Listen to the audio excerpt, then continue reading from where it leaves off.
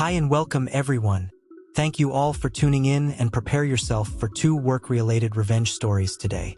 But before starting, I would like to thank you guys who have decided to subscribe to my channel, and for all you newcomers. As a new content creator, I would very much appreciate if you click on the subscribe button if you like these kind of stories. My goal is to give you all this kind of content as often as I can, and a few clicks from you guys helps a lot. With that said, let's get into the first story. I'll come back so long as Larry isn't there.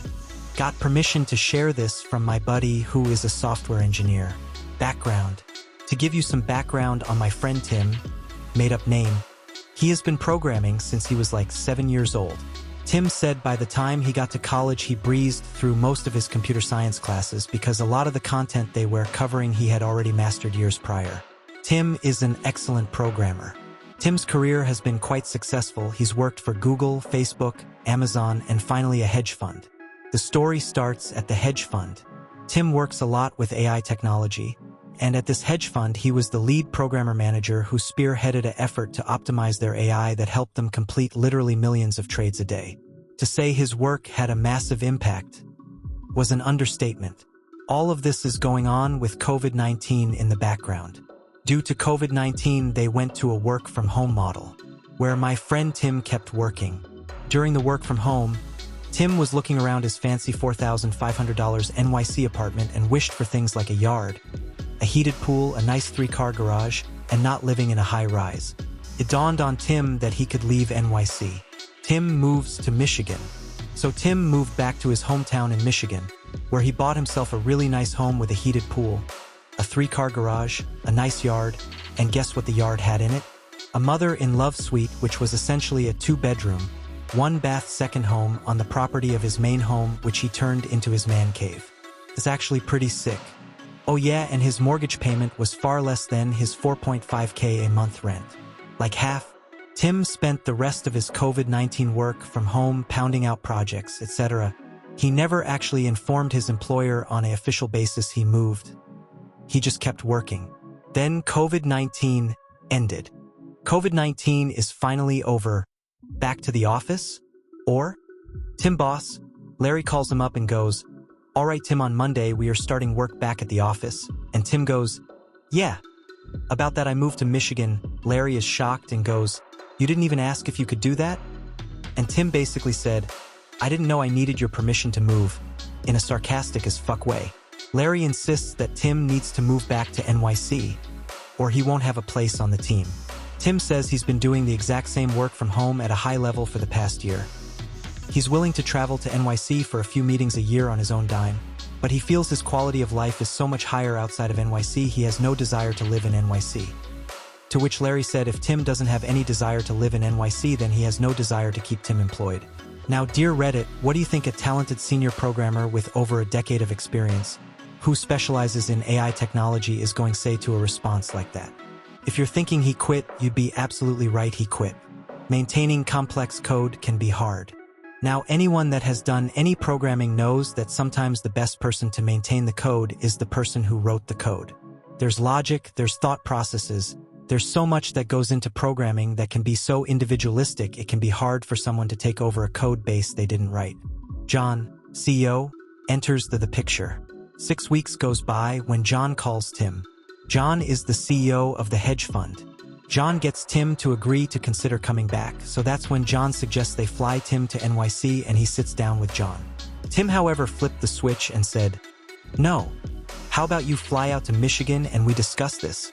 Tim said he said that because he wanted to establish if he was going to come back, it was going to be him working from Michigan, and if he was going to talk his employment, it was going to be done in Michigan. John agreed, and 2 days later flew out to meet with Tim. Tim sits down and John says they really need him because he provided a lot of value to the organization and the programming team is struggling. John offers Tim the opportunity to come back with a 20% pay cut since he won't be living in NYC, and John called that a cost of living adjustment. To which John said, "No, I want a 15% raise above what I was earning." John sits back and responds, "The reason we pay what we pay is because we ask you to live in NYC and we understand that's an expensive city to live in." To which Tim says, "You pay what you pay, and you pay it because I am worth it. If I wasn't worth what you pay, you wouldn't be paying me, Now my first condition is if you want me back it'll be a 15% raise. John goes, and second. The second condition is I'll come back so long as Larry isn't there. John sighs, you're asking for too much. To which Tim goes, you don't need to bring me back if you don't want to. I'll be fine elsewhere. John goes, I'll talk to the partners. Tim says, my offer is good till Friday. John goes, what do you mean? Tim says next Monday is when I'm going to start looking for work. This offer is good until Friday. It was Tuesday, John leaves. That Thursday the phone rings, it's John. In conclusion, Tim, we are transferring Larry to a different fund. He won't be working with you anymore, and we are fine with giving you a 15% raise. Can we send you an offer letter for you to sign? Tim said, of course, and Larry is really gone? John goes, yes. You will never need to interact with Larry ever again. That was at the start of this year. Tim hasn't been in NYC, hasn't heard from Larry, hasn't seen Larry on any communications, etc. It always amazes me how some middle management idiots love to shoot themselves in the foot. How in the world did you think that your position is more important than the guy who single-handedly created your AI system, bringing in God knows how much money? Good job, Tim, for sitting calmly in the boat and using this situation to your advantage. Now, my friends, get ready for the second story. I'm a team builder. A few years ago, I was sitting in a job interview and the hiring manager asked, what do you consider the greatest accomplishment of your career? This gave me pause, as I've been doing the same thing for over 25 years. I let the mists of memory transport me back in time. Dorian, the nurse manager. Kip, the program manager. Dr. Steve, the clinical director. Yes, I had 3 bosses.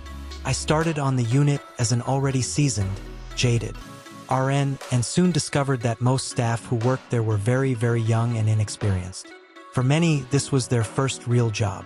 They assumed all the weird stuff that happened every day was just normal for the workplace. Dorian had decreed that no one was allowed to write incident reports for med errors or safety issues because it makes me look bad in safety huddle. Non-clinical staff allowed to pass meds. Schedule changes without notice. Additionally, the department was easily the most toxic I've ever worked in, with various cliques at constant war with one another. I could go on and on. The troubles began one day when I opened my email to a message from Dorian which stated very curtly that I was being investigated for an incident which had happened on the unit, that I was to meet with HR to discuss it, and for possibly disciplinary action. I was not to discuss the incident with anyone. No date was given, no medical record number, no indication what the issue could be.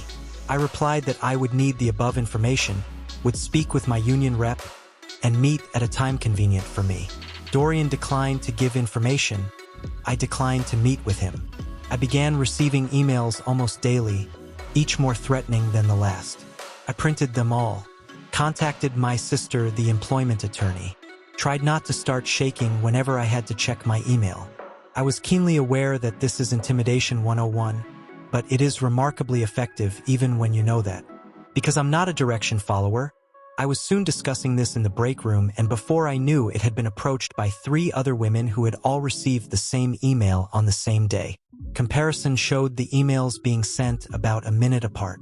We did not work the same shifts nor the same days. We agreed to call in the union rep and refused to meet with HR. Dorian continued to escalate, including cornering us in the hall, stepping in chest to chest and trying to stare us down. He was a very big guy. Before long, we were speaking to more and more women, and it came to light that Dorian had a habit of targeting them with this exact email, followed by others that were more and more threatening until the person would finally meet with HR, get written up for something vague, and then be forced to sign a non-disclosure/no retaliation agreement. It seemed that he had simply picked the wrong for women this time because we were not having it. I can't tell you how much time at work began to be spent with people crying while recounting their stories. None had thought to call in the union rep. They did not even know their Weingarten rights. We began to plot. We had limited time, and our company has a long and unglamorous history of protecting people like this. Before long, the entire team was united against the common enemy. LGBTQ staff wrote up statements, backed with witnesses, of grossly homophobic comments, often in the presence of patients. Staff who were immigrants made statements about racial slurs. A staff who was incredibly petty and vindictive had been compiling a dossier on every perceived policy violation and wrongdoing on Dorian's part since his hiring date, and he prepped it for presentation to HR. The graveyard shift all huge men said, "Obviously, Dorian isn't trying to flex on us, but we want to help." So they spent a couple nights cruising Dorian's social media posts and capturing screenshots of homo, trans, xenophobic, and misogynistic content. Worried that they hadn't done enough, the night staff paid for a cheap background check, and what a score. DUI, failure to appear, hit and run, domestic violence, assault with a deadly weapon. Did the company not do a background check? WTF. Finally, 2 women came forward with complaints of sexual harassment. One incident had even occurred in the presence of the assistant manager, and one was documented in an email. We were ready. We flooded HR with meeting requests, and our union rep coordinated the assault so that on Monday we met for simple harassment and intimation. I met first, and HR seemed unimpressed by my complaint. Tuesday, all LGBTQ and staff subjected to racial slurs made their formal complaints. They said that the HR lady looked tired. Wednesday started with the background check, moved into the minutiae of policy violation, and culminated with well-documented quid pro quo sexual harassment. The union rep informed HR that the union's attorney was eager to know how to proceed. HR assured her that would not be necessary.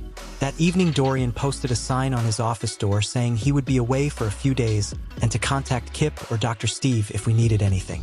Graveyard Shift reported that over the weekend housekeeping came and removed everything from his office except his name tag, which the night staff took as a trophy. On Monday at Shift changed the CNO, COO, and HR met with the team and informed us that effective immediately Dorian was no longer employed by the hospital. We all sat silently and politely until they exited the unit, when a loud and spontaneous cheer went up. People were hugging each other and cry-laughing. High fives all around. Aftermath. To the best of my knowledge, Dorian never worked as an RN again. Frankly, I don't care. Kip was fired 3 days later for having been aware of all that was going on and turning a blind eye, and because apparently he'd been touching women on the unit for a couple years. I hadn't been aware of that, but it came out in the HR meetings. Dr. Steve was also fired for sexual harassment. The unit hired an old manager of mine who had a long and well-documented history of, you guessed it, sexual harassment. I quit within days of him being offered the job. The department's foray into getting along crumbled. Most of the staff have moved on to other jobs where they seem much happier.